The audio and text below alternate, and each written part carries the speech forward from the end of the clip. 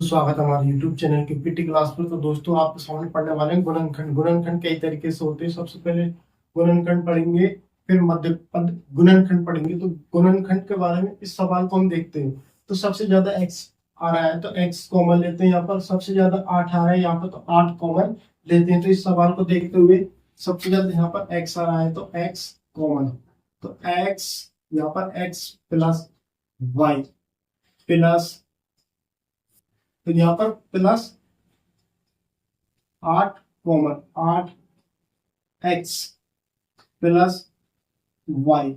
यहाँ पर हमने 8 कॉमन बाहर कोष्टक से बाहर लिख लिया। तो कोष्टक से बाहर लिख लिया तो हमारा 8x का x प्लस वाई। अब दोनों हमारे आधार समान है तो हमारा सवाल बिल्कुल सही है। तो सवाल सही है तो इन दोनों में से पहले x प्लस 8 आएगा क्या x प्लस वाई आएगा। तो सबसे पहले इसमें हमको x प्लस वाई लिख देना है। सबसे पहले क्या लिख देना है, x प्लस वाई। इसके बाद x प्लस 8 लिखना है। तो ये हमारा गुणनखंड हो गया। कोई सा भी सवाल हो किसी विधि से गुणनखंड, सभी तरीके से अलग अलग विधियां उपलब्ध है। सभी तरीके से अलग अलग विधि उपलब्ध है। तो इसमें गुणनखंड पढ़े, मध्य गुणनखंड पढ़ेंगे। तो पिछली वीडियो में गुणनखंड अलग तरीके से पढ़े। तो गुणनखंड कई प्रकार से पढ़े जाते हैं। तो सबसे पहले यहाँ पर क्या लिखते हैं कि गुणा कर जोड़ने पर तो 5x आ जाए और गुणा करने पर कितना आ जाए 6। तो सबसे पहले हम 6 के टुकड़े करते हैं। तो 6 के टुकड़े लेंगे। 6 का सम संख्या है तो 6 का सबसे छोटी सम संख्या 2 है तो 2 का ही भाग जाएगा। 2 3 6 और 3 एकम 3, तो 2 और 3। इसके बाद पढ़ने वाले हम x से, तो x लिखते हैं x।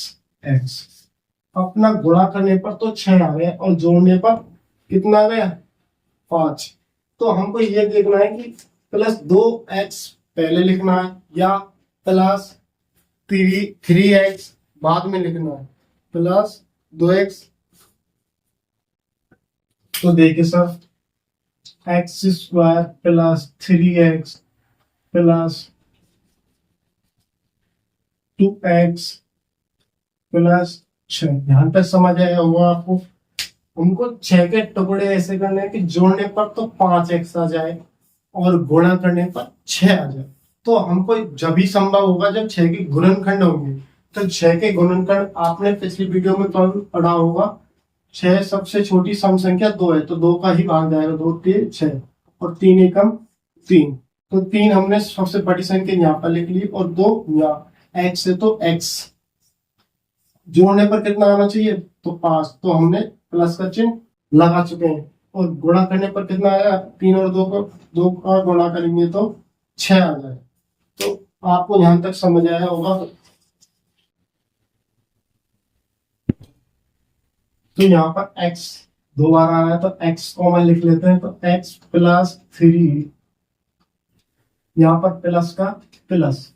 तो यहाँ पर देखते हैं 2 का भाग 6 में कितनी बार जा रहा है तो 3 बार। तो हम 2 कॉमन लेंगे यहाँ पर, 2 कॉमन लेंगे यहाँ पर। तो 2 एकम 2, x तो x प्लस 2 3 6। हमारे दोनों आधार समान आने चाहिए, अपने दोनों आधार समान आने चाहिए। तो देखिए x प्लस 2 और x प्लस 3, ये अपना सवाल हो गया। अगर आपको समझ नहीं आया होगा तो दोबारा समझा देंगे। तो गुणनखंड आपने पिछली वीडियो में पढ़ा होगा। गुणनखंड कई विधि से किए जा सकते हैं। तो गुणनखंड सबसे पहले x square plus x y plus 8x plus 8y। तो सबसे ज्यादा बार x आ रहा है तो यहाँ पर क्या लिखते हैं x। तो यहाँ x 2 बार है तो घात x प्लस यहाँ पर क्या बचा y प्लस 8। तो यहाँ पे लिख लिया 2 बार 8 आ रहा है तो 8x प्लस वाई। तो x प्लस वाई यहाँ पे लिख लिया तो और x प्लस 8। ये गुणनखंड अपना फर्स्ट हो गया। मध्य पद गुणनखंड में क्या करना है, गुणा करने पर 6 आ जाए और जोड़ने पर 5 आ जाए। गुणा करने पर 6 आ जाए और जोड़ने पर 5 आ जाए। तो ये किस तरीके से होगा, पिछली वीडियो में आपने गुणनखंड भी पढ़े होंगे। तो हमने 6 के गुणनखंड किए, 3 और 2 आए। तो x x x 3x plus 2x plus 6। तो यहाँ पर x 2 बार आ रहा है तो x common, x plus x बाहर कोष्टक से बाहर लिख लिया तो x प्लस 3 प्लस 6।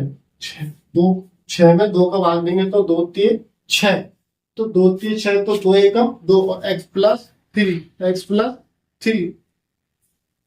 तो यहाँ पर x plus 3 plus 2, x plus 3, x plus 2 और x प्लस 3। यहाँ तक आपको समझ आया। इसके बाद हम इस बटे वाली संख्या को हल करेंगे। इसके बाद क्या पढ़ेंगे हम, बटे वाली संख्या को पढ़ेंगे। तो किस तरीके से आप पढ़ने वाले हो इसको भी देख लो।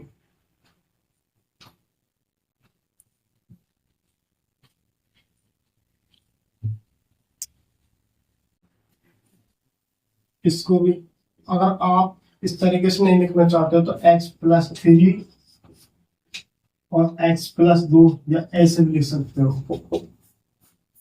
तो 2 दूनी 4 प्लस 1 5 बटे 2। अगर आप ऐसे नहीं करते हो तो 2 में 4 जोड़ देंगे 6 और 6 में 6 जोड़ देंगे तो कितना हो जाएगा 12। पहले इस विधि से पढ़ते हैं। 4 दूनी 8 और 1 9 बटे 2 प्लस 6 दूनी 12 और 1 13 बटे 2। तो हमने एलसीएम कितना लिया 2 आया, तो 2 का भाग 2 में देंगे तो 1 बार, तो 5 प्लस 9 प्लस 13। 5 में 9 जोड़ेंगे तो 14 प्लस 13 बटे 2, 13 दिन 26 और 1 27 बटे 2। ये अपना आंसर आया इस विधि से। अगर आप इसी तरीके से करते हो तो 2 में आप 4 जोड़ देंगे 6, 6 और 6 12।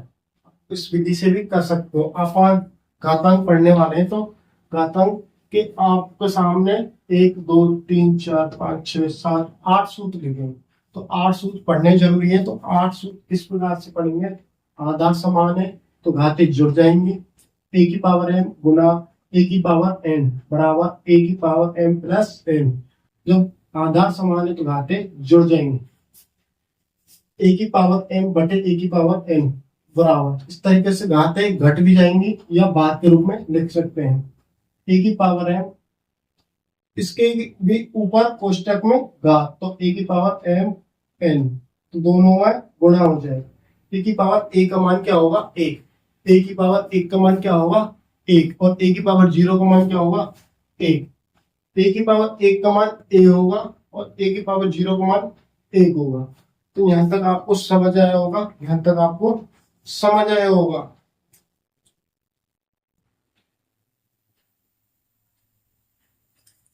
a की पावर a बटे b कोष्टक स्टार्ट n, इन दोनों के ऊपर क्या है पूरे कोष्टक ऊपर n, a की पावर n बटे b की power n, a dot b की पावर n बराबर a की पावर n डॉट b की पावर n।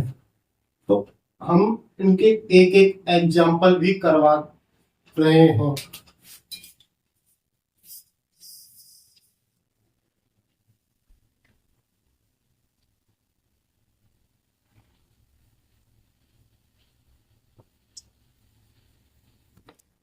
तो देखिए सर, फर्स्ट का उदाहरण,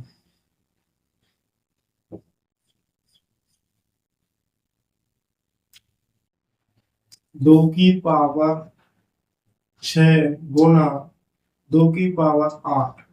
जो हमारे आधार समान है तो घाते जुड़ जाएंगे। तो हमारे यहाँ पर आधार समान है तो 2 की पावर 6 प्लस 8 करेंगे तो कितना हो जाएगा 2 की पावर